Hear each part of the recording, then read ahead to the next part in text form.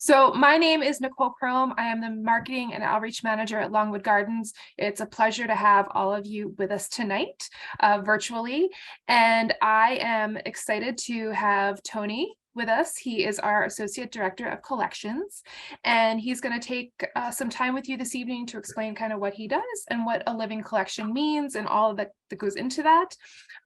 If you have questions along the way, please definitely use the Q&A for that. And at the very end, we'll kind of go through that and have a little Q&A session with Tony. So with that, Tony, thank you so much for being here. And I am happy to turn it over to you. Great. Thanks, Nicole. And thanks everybody for coming. Yeah, just a little introduction. As you heard, my name is Tony Aiello. I'm Associate Director of Collections. I've been at Longwood for just under 2 years now, and I work in the research division, which is a small part of Longwood that looks at new and unusual plants, and part of our division also manages all of the natural areas, the land stewardship part of Longwood. I'm from Philadelphia originally. I've lived in various places, but first came to Longwood probably around 1970, which really dates me, and have been coming on and off ever since then. So it's nice to share a little bit of what I do there, because it is sort of a really behind the scenes aspect of Longwood. So with that in mind,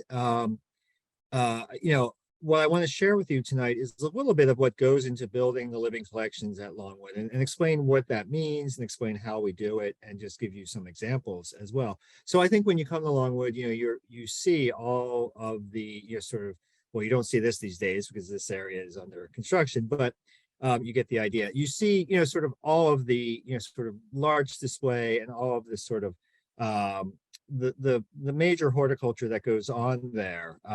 But what I want to talk a little bit about is some of the, as I said, some of the behind the scenes things.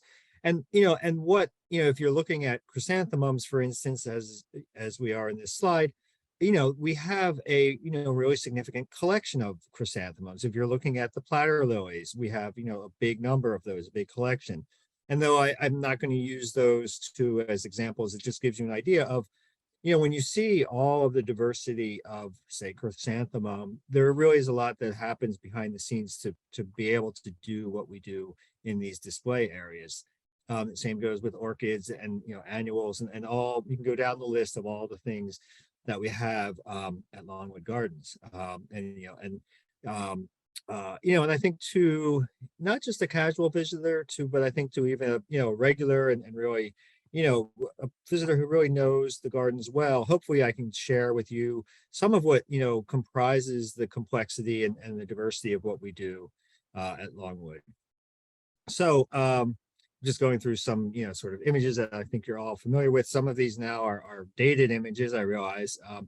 So we'll just start off with talking a little bit about, in museums in general, what are collections? And I have a couple of definitions that I pulled from, various sites. And, just starting off very basically, a collection is a set of material or intangible objects which an individual or an establishment has assembled, classified, selected, and preserved in a safe setting, and usually displays to a smaller or larger audience. I think when we think about museums and we think about collections, we tend to think more, I don't, but lots of us think more about objects, whether they're paintings or whether they're furniture or whether they're sculpture, all sorts of different objects, whether it's library collections.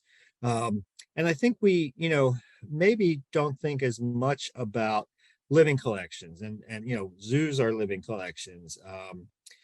And certainly arboreta and botanic gardens and gardens are living collections. And so that's what I want to delve into a little bit tonight, is how the living collections really add that museum aspect to what we do at Longwood.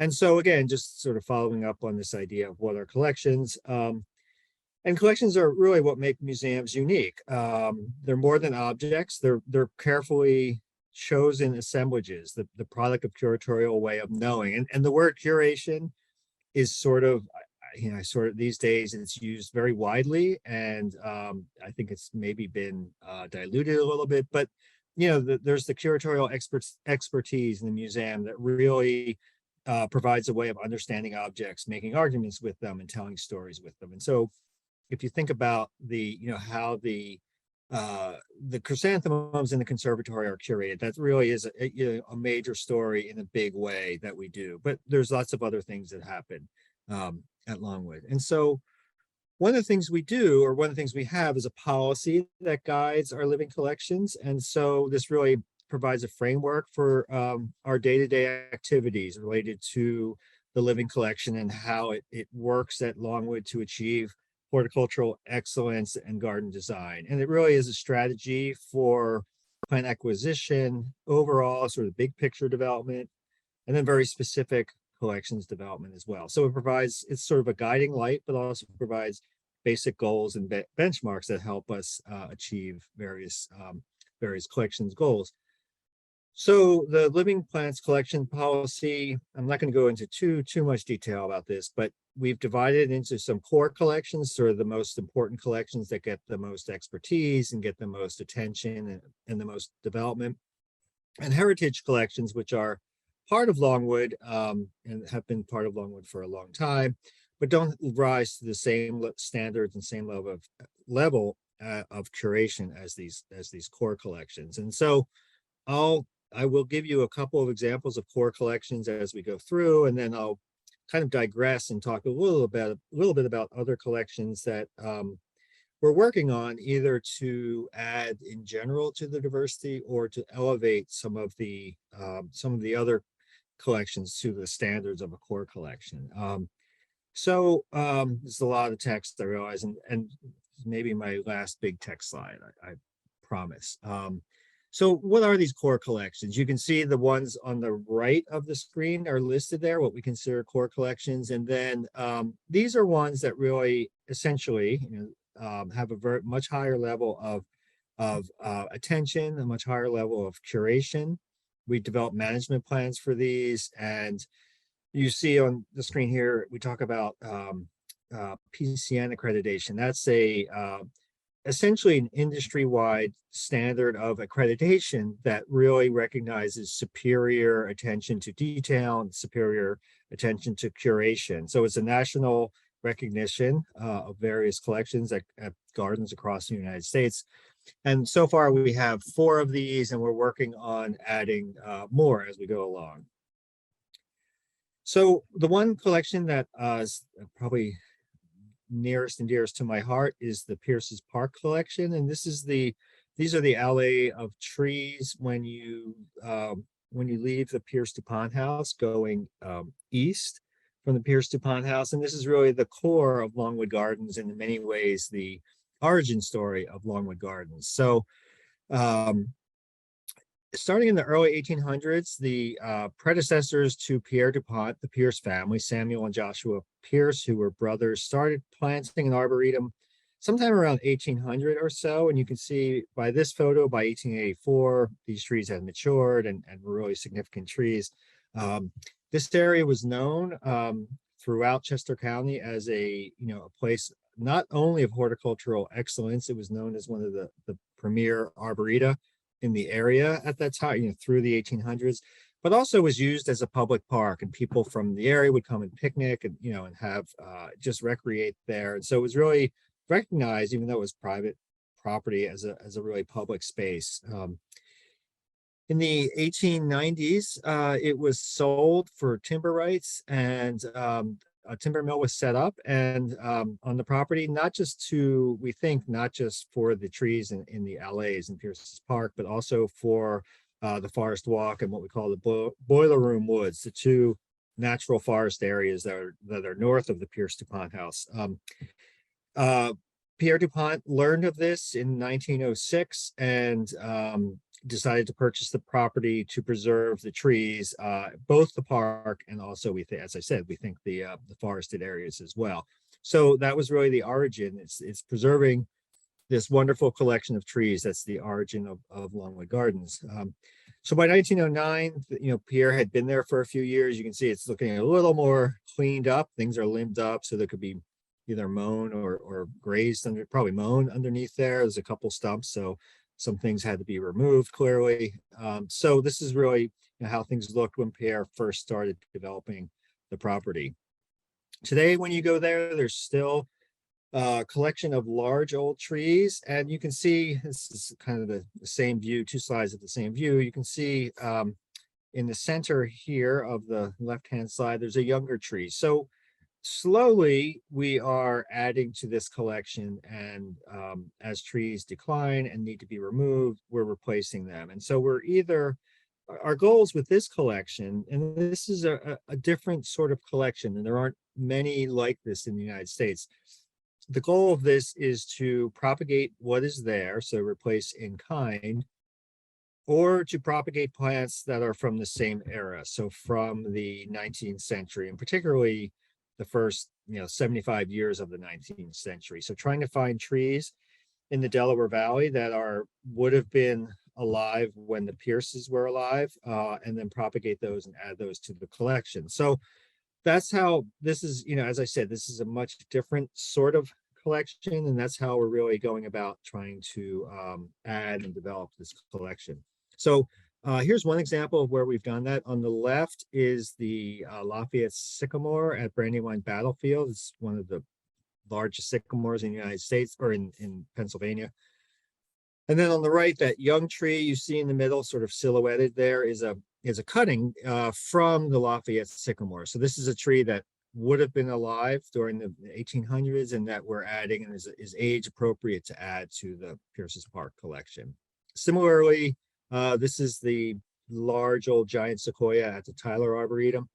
And in the middle of the slide, there's a very small sort of young plant, which is a cutting from a cutting of the Tyler tree. So again, something that would have been alive at that time that we're adding to this collection. So, and we're always on the lookout for things that are, as I said, are age appropriate or period appropriate.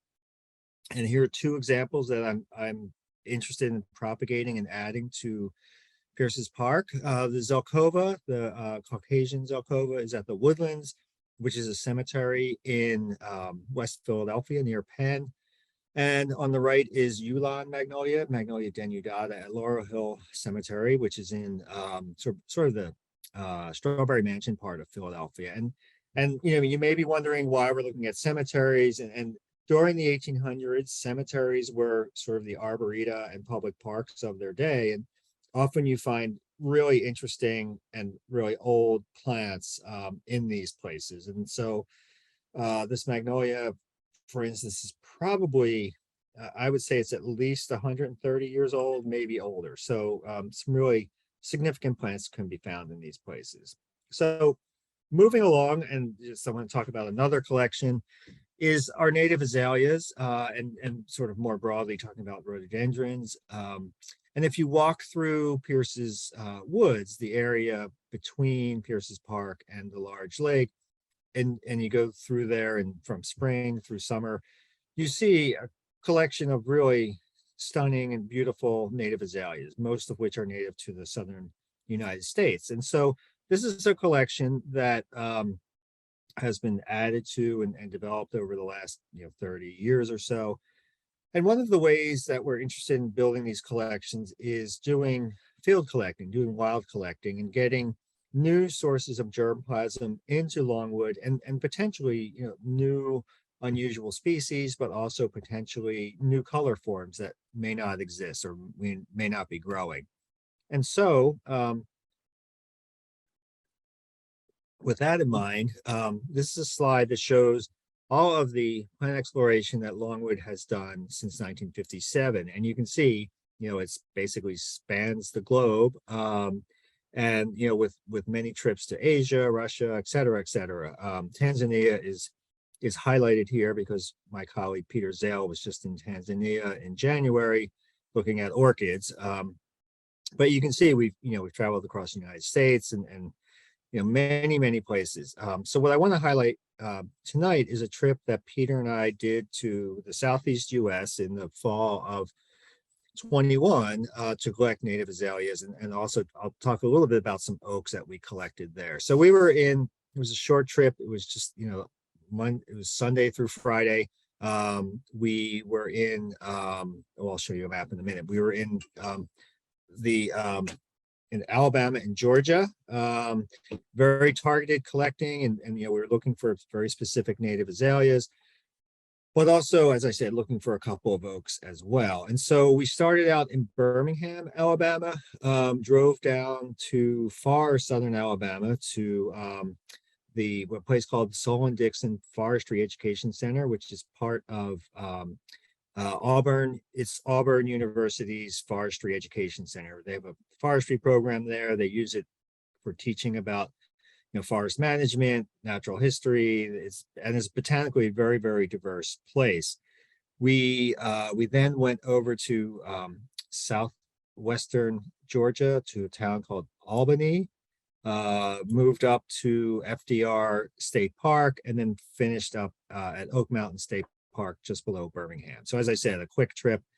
We were, as with any botanical trip, we're always assisted by local botanists who really know the area and hopefully can take you right to what you need to find. And here's the group we were with. There's a couple folks there from Poly Hill Arboretum on Martha's Vineyard, some folks from Auburn University, and then a couple other folks who are local kind of independent field botanists. So really remarkable to share some time in the field with this incredible group of botanists. So one of the places we went to was a private property in Leesburg or Albany, Georgia. You can see highlighted here. It's a woman named Monica Williams who, if you go to her house, it's an unassuming suburban house built in the early 70s, suburban lot. She ended up purchasing 77 acres behind her that had been sort of somewhat timbered and then but mostly preserved it, mostly purchased it, she and her husband, to preserve it. They like it's on the Flint River, and they just liked having this big natural area behind them. So she started clearing paths and clearing vines and started uncovering what she thought were honeysuckles, but turns out to be this incredible diversity of native azaleas. And so we were able to visit with her and really take seeds of this incredible diversity that was growing in her property. It's in many ways her private nature preserve and azalea sanctuary. So highlight some of the things we saw there. I'll go through some of the species that we saw in Monica's at Monica's Swamp. One was Alabama azalea, and you'll see that some of these have very restricted ranges in the South, but all of these grow well for us. And so even though they occur, in this case, it occurs in Alabama and adjacent states, it's perfectly fine growing this in the Delaware Valley. It's perfectly hardy, incredibly fragrant plant, really a wonderful garden plant. And we look forward to having, adding this and the other ones I'll show you to our collections. Here's Monica with a rhododendron, with an Alabama rhododendron that she calls the queen. It's one of the most sort of perfect specimens of Alabama azalea that anyone has ever seen. It's really a magnificent plant. Often they're sort of sprawling plants, straining for the light, reaching for light and nutrients. And this is just sort of a perfect specimen that you would find in a botanic garden. We also collected rhododendron ostrinum, another of the southern native azaleas, and this one is imperiled. That means its habitat and its where it grows naturally are being threatened. It flowers much earlier. Again, these have great heat resistance and really are plants that do really well in our area. Another of the native azaleas, and these colors are really vibrant and really remarkable. The rhododendron canescens, the hoary azalea, has a much bigger range, but again, is a really great plant for our area. And then what was really interesting about her property is because all these species are growing there are these hybrid swarms. So if you take the previous two slides, the orange rhododendron ostrinum and the pink canescens, there were plants that had hybridized and formed this sort of perfect mixture of pink and orange. And these are all Monica's slides. We were there we were there in September when the plants were had fruit and seeds on them, so we didn't get to see any of them in flowers. It was really great to have her send us these images of these. And then finally, Rhododendron viscosum, which is a very, very widespread plant, but nevertheless, we were interested in seeing it. And again, it's a plant that does very well up our way. And I love these names. The clammy azalea is because the leaves are, it's viscous. The leaves are very sticky. They have glands on them. So that's where it gets its both its scientific and its common name. So, all right. So switching gears a little bit, I want to talk about some work that we've been doing with oaks. And if you walk around Longwood Gardens, there are lots of oaks planted all throughout. And it's a collection that really serves in many ways as kind of the backdrop for everything that goes on there. There's oak knoll, but they're really dispersed throughout the whole garden. One of our goals is to increase the diversity of our oak collection and the scientific value, the conservation value of the collection. So a few years ago, this publication came out. It's the Red List of Oaks in the United States, which essentially means it analyzes all of the oak species in the United States, which is about 100 species, and determines what level of threat there is, whether they are endangered or threatened or near extinct, and it does a complete assessment of all of them. Then a subsequent publication came out by the same group of people that basically looked at all of the oak species in North America and how frequently they occurred in botanic gardens across the United States. And so I'll go into a little bit of detail about this. So the first slide is a number of very common species. And if you look at the y-axis, the number of plants, you can see that these plants are widely held in lots of individuals and lots of gardens. The stars mean they're a species of conservation concern, that they're threatened in some way or another in the wild. So there are a couple of them here, fair numbers of those. Then as you get species that are held in fewer and fewer gardens, you can see the scale on the y-axis scale is lower. There are more plants that are threatened. So more threatened plants, fewer plants in botanic gardens. And then when you get to this image, which is essentially shows, again, this on this y-axis scale, now we're looking from 0 to 100 individuals completely. This is across the whole United States. And if you go out to the right on this, what you see is that the most threatened species, all those stars to the right, are represented by less than 25 individuals in cultivation. And so essentially the most threatened plants are the least frequently held in botanic gardens. So this really points to the need to do a lot more work in terms of collecting and doing collections and holding collections of these in botanic gardens in order to help preserve these species. So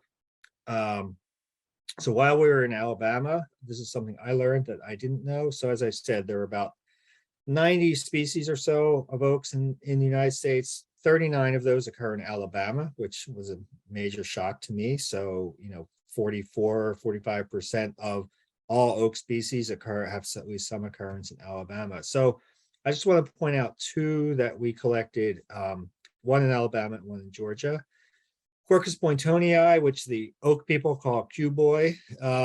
It's a critically endangered species, which means it is very, very restricted. You can see from this map, it only occurs in Alabama. It occurs in very specific habitats, and it's really a case of habitat destruction and habitat fragmentation that's leading to it being critically endangered. And it grows on these mountaintop balds. This is Oak Mountain outside, just south of Birmingham. It's a very fragile habitat. It's also a habitat that has a fire regime. So with fire suppression, invasive, sort of native invasive species can come in and take over this habitat. And this was one of the park naturalists there standing with the Quercus boyntonii. And you can see the other image. There's one in the back. And this is not what you think of as a big, majestic, single-trunked oak. This is a shrubby species. But these plants, like the one that Monica is standing with on the left, something like that could be 50, 75 years old. And a plant that has maybe a trunk that is 6 inches in diameter can be 125 or 150 years old. So they're incredibly long-lived plants, and just gives you some idea of what these look like close up. And so that group of them on the left, that is probably a single individual that's, perhaps up to 100 years old. So a really fascinating plant. We were able to collect acorns there. We collected about 25 acorns, and those are growing in our greenhouses now. And the idea is to grow them at Longwood, but also to share them with other gardens so that there's some backup, across various gardens. The other species oak species we collected was Quercus georgiana, the Georgia oak. You can see it has a slightly wider distribution. It's threatened, so it's not as endangered as Chew Boy, but it's really only at a few localities. We visited F.D. Roosevelt State Park at Pine Mountain, which is where Roosevelt, he would go to recuperate. There were hot springs there, and he would go to recuperate there. And it's actually where where Roosevelt died in 1945. So here are Peter and I collecting them. You can see it grows on this ridge line. It's really the only place it grows there. There were many, many more trees there. This gets to be a large oak. And again, made a collection of that, and we hope to share this with people moving forward. So bringing it home a little bit closer, back in the fall of 2020, during COVID, when we weren't able to travel very much, Peter and I decided to do some local collecting of oaks. And Quercus falcata, or Spanish oak, is an oak. It's related to red oak. You can see it has a very wide range across the South, but those yellow counties in Pennsylvania mean that it's a threatened species in Pennsylvania. So even though it is widespread in the South, there are only a very few limited populations in Pennsylvania, which makes it a Pennsylvania listed or Pennsylvania threatened species. So we were able to collect, drive down to Nottingham, right near, if you know where the Hers potato chip factory is. We were able to do some, these trees, there's a small band of these that grow right around there. So we were able to make some collections, roadside collecting of Quercus falcata there. And sometimes plant exploration is prosaic. You're driving along a county road, and there's the tree, and you make your collections right then and there. So it's not always sort of out in the wild.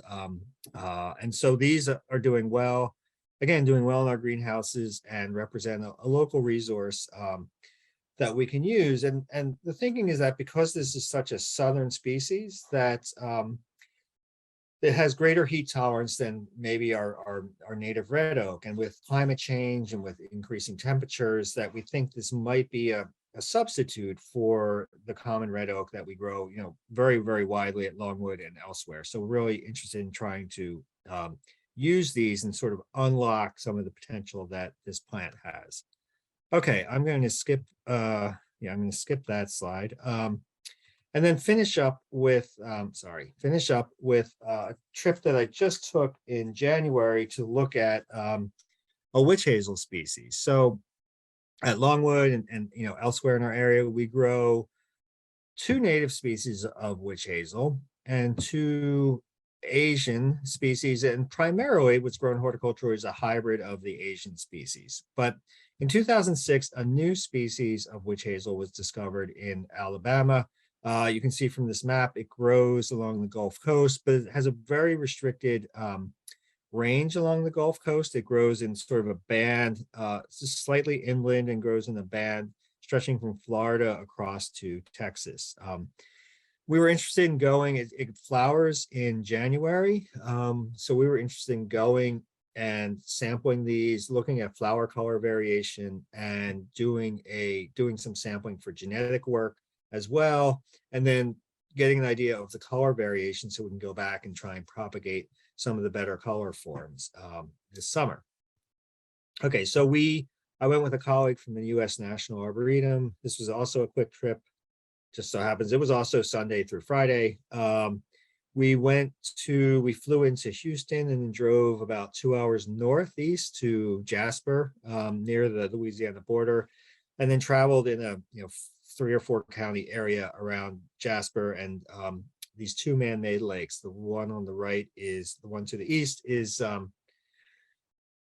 Toledo Bend Reservoir, and the one to the west is Sam Rayburn Reservoir. So we've sampled, various locations there. And what was really interesting was with most species, there's very little color variation. And if there may be a little bit of variation, or, a color variant may pop up here and there in an individual place. Well, the image with the blue background is one location, maybe the size of a football field, give or take.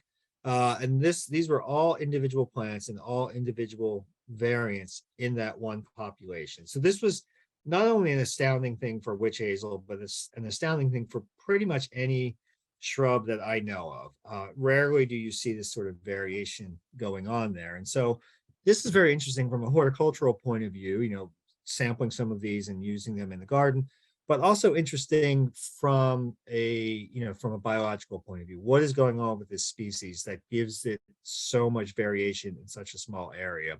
And is it speciating before our eyes, or is there something that's inherent to it that makes it so variable?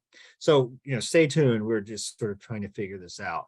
And just a couple more images to show you the kinds of habitats we were in. This is the one with the lake, that's Toledo Bend Lake, kind of a scrub oak, oak pine scrub forest, or oak pine forest, not scrub, oak pine forest. And the one on the right is a longleaf pine habitat, really beautiful habitat that also has a fire regime, and this habitat is threatened, and there's a specific woodpecker that's associated with this habitat that's also threatened. So there's been a lot of work recently to reintroduce fire, suppress some of the the other species other than longleaf pine, and as a result, the woodpecker populations are rebounding as well.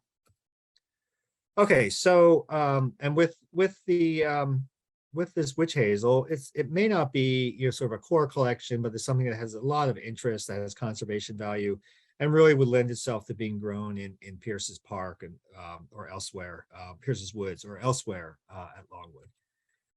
And so what I didn't talk about, I'm going to wrap up, but what I didn't talk about were our indoor collections. I'm really a sort of an outdoor tree and shrub guy. I do know some of the plants in the conservatories, but a lot of what I said tonight applies to what you see in the conservatories as well. And these are just 2 of the many cycads that we have in the conservatories, which are a really interesting group of plants. They're primitive gymnosperm, and cycads as a whole are among the most threatened species in the world. So there are lots of threats, and we are contributing in a small way to their conservation in the conservatories. And then I can't talk about collections without mentioning our orchid collection, which is probably our largest collection and most diverse collection. And I am by no means, I won't even say I'm by no means an expert. I know I scratched the surface a little bit in my knowledge of orchids, but it is one of the most diverse and one of the most significant collections. Dates back to our founders, to the DuPonts, and really is a really significant part of what we do at Longwood. So with that, I am happy to take any questions, and thanks for coming tonight. Thank you so much, Tony. That was very interesting. And we do have some questions. So as people are coming up with these questions, I just want to thank everybody again for your time. Tony as well. It's a really great insight to kind of some of this behind the scenes that we do at Longwood. So over to some questions. Somebody is curious how you know where all of these items are situated, kind of where to look, because it seems a little random. So how are you kind of finding? Sure. So for example, the oaks are, in some of that information is published. It's not always published because if these things are very threatened, then people not that they, well, in some ways people don't want you to find them. It's hard to dig up an oak, but orchids, for instance, if there's very threatened orchids, often the data or the information on those are not published. But mainly it's getting to know local botanists and really having that network of people who can help guide you and direct you to these these plants. And so, for instance, the oaks we knew about, we knew where they were in general, but we had assistance from some of the folks that I showed you in that slide with the group of the group we were with in the field, who could tell us exactly where to go to find those things. And that's generally the way it is, that you can get kind of sort of a ballpark idea from information that's published, and then get specific information from local people. Great. So Denise has a question. Did you see any unique plant adaptations given climate change impacts, and any evidence that plant specimens are adapting to warming and wet environments? Yeah, that's a hard question. And I think it's hard to I think it's hard to observe those adaptations happening because our time scale is not, we're not on the same time scale as plants evolving. But kind of the converse of that, which we can see, is that there are plants that we bring them from areas that are warmer or wetter, whatever it might be, and we bring them north, and 20, 30 years ago, those would not have performed well at all. So we're seeing that we're sort of unlocking some of those inherent traits of those plants by bringing them up to our area. And maybe one of the best examples of this is southern magnolia, which these days we sort of take for granted growing in our area. If you look back through the literature and through the records, southern magnolia was something that was maybe 100 years ago was thought to be almost completely unreliable in Philadelphia, maybe grown up against the wall, or a very, very protected place. And then if you look through the 1950s and 60s, people were trying them and they would die in cold winters. And now, almost without exception, we can grow them reliably all the time in our area. And that's a case of again, kind of using those traits in our area, for better or for worse. The southern red oak is one where we can utilize what we think are kind of unlock that heat tolerance and use those in our areas. So that's the sort of roundabout way of saying it's hard to observe those processes happening, but we can kind of use the inherent traits of plants to our advantage. And there's this concept of assisted migration where plants may be threatened further south or further north, and we as humans can grow them. We can help them move further north, for instance, and assist with their sort of preserving them. I'm not sure that idea works. I think it's a question of scale, and whether we can have enough scale to capture the diversity in order to preserve plants in that way. But it is an idea that has a lot of currency these days. Great. What is the general timeline of you being in the field and collecting these specimens to possibly seeing them in Longwood? Yeah, so it depends on what it is, right? So if it's an oak tree, it might be 5 to 7 years. If it's a herbaceous plant, it might be 2 or 3 years. If it's a shrub, it might be somewhere in between. So it all sort of depends. So there are some they're kind of it's really hard to describe where these are, but in 2020, right before the pandemic, we went to coastal Virginia and collected a plant that's very common in the South, Ilex vomitoria, which is Yopon holly. And it's basically, if you know Japanese holly, it's the American equivalent of Japanese holly. It looks, if I gave you a branch of each, they look pretty much exactly the same.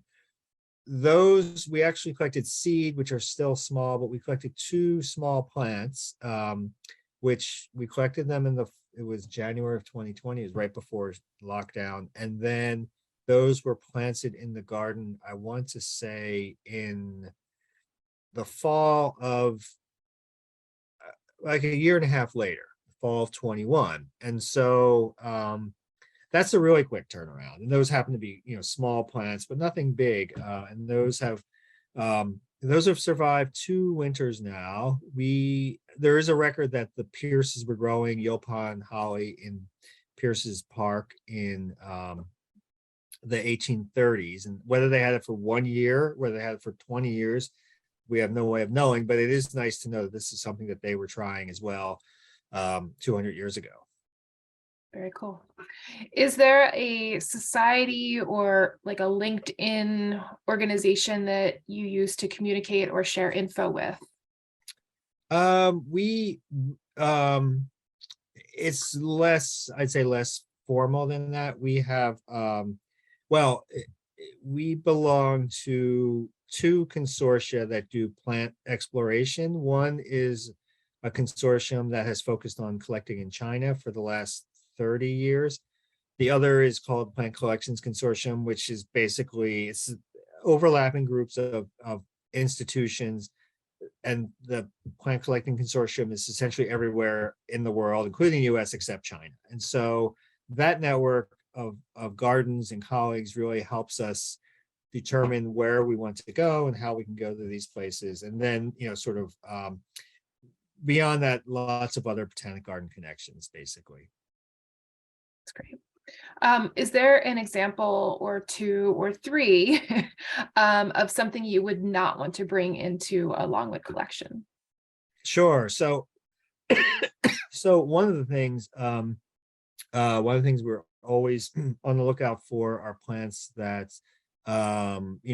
either, well, the main thing is invasiveness. And so, I should say we generally, when we're doing international work and domestic work, we generally collect seed, and so it's much easier to transport. But also, if we're doing international work, it's much easier to import. And seed generally does not transmit. It's not totally true, but generally is much less likely to transmit diseases and insects than whole plants. So, but we still are concerned about introducing diseases or insects, and then the whole invasive question. And so that's a filter that we use when we're collecting things, is to make sure that we're sort of avoiding those sorts of plants. And then very specifically at Longwood, because of we found boxwood blight, which is a disease that affects and can kill boxwoods, and we have a few boxwoods at Longwood. We have basically there's a ban on bringing any boxwood into Longwood or any other related species into Longwood. And there's actually a quarantine in Pennsylvania for shipping boxwood in and out of the state. We are, as part of Longwood Reimagined, we're getting in some disease resistant plants, but those are going through a very strict quarantine process. So you may see those and you may wonder, why did I say there's a ban? But there's a real process in place for those. So those are one that, yeah, definitely those are not coming or going from Longwood. And Cheryl asks as a follow-up to that, how do you know what is invasive or not? Right. So, one of the things is that let's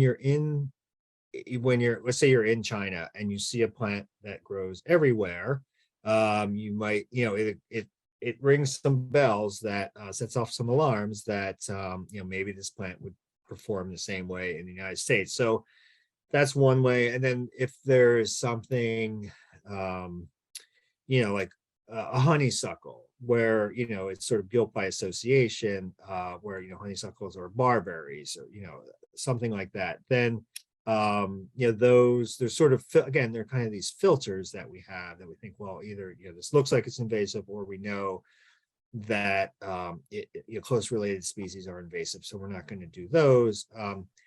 But sometimes there's questions, and I think a role that botanic gardens can play is to screen plants for invasiveness. And so, there may be other traits that a plant has that we want to capture or grow. And I think it is a role that we can play, sort of a impartial and scientific role that we can play to to screen things for invasiveness.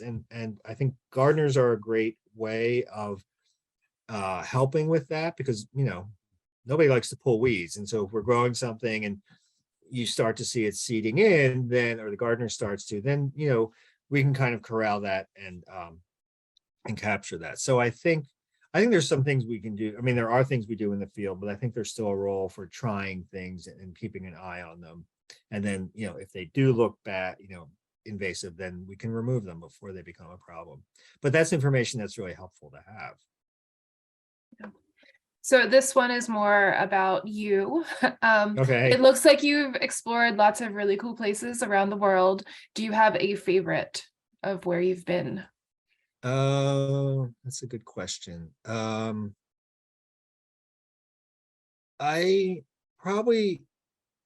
was in Japan. I've been to Japan twice, and probably traveling Japan is that's probably rank that pretty high on my list of places that I've been. Very cool. All right, so that is all the questions, unless anybody wants to get one in really quickly. But again, I want to thank all of our Gardens Premium members and innovators that took some time to spend with us tonight. You're definitely a really high supporter of our gardens, and we do a lot because of that support. As we are thinking about our next garden chat, we are finalizing some details for a June one in the Italian water garden. So we did try to do this one last September that got rained out. So we are rescheduling for June. So stay tuned for more information, which you will get. And it looks like we have a lot of people saying thank you. So great. thank you, Thank Tony. you. Thanks for being here, and we hope to see you all in the garden soon that are on the call. And Tony, have a great rest of your night as well. Thanks, you too. Thanks, everybody. Thanks. All right, have a good evening. All right.